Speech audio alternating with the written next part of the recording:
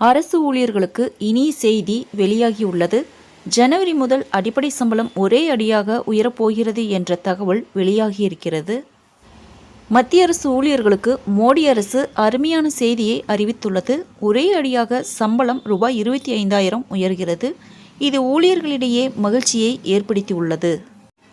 மத்திய தொழிலாளர் மற்றும் வேலைவாய்ப்பு அமைச்சகம் ஊழியர்களின் மாதம் மற்றும் அடிப்படை சம்பள வரம்பை உயர்த்துவது குறித்து பரிசீலித்து வருகிறது. அடிப்படை சம்பளம் உயர்த்தப்பட்டால் ஓய்வு பெறும் நேரத்தில் ஊழியர்கள் அதிக குறைந்தபட்ச ஓய்வூதியம் பெறுவார்கள் என்று கூறப்படுகிறது.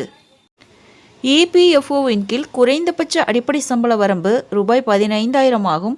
10 ஆண்டுகளுக்கு முன்பு குறைந்தபட்ச அடிப்படை சம்பளம் ரூபாய் 6,500 ரூபாய் 15,000 உயர்த்தப்பட்டது. சமீபத்தில் EPFO வெளியிட்ட தகவலின்படி அமைச்சகம் அடிப்படை சம்பளத்தின் புதிய வரம்பை ரூபாய் 25,000 அல்லது அதற்கு மேல் உயர்த்தக்கூடும் என்று ஒரு அறிக்கை கூறுகிறது.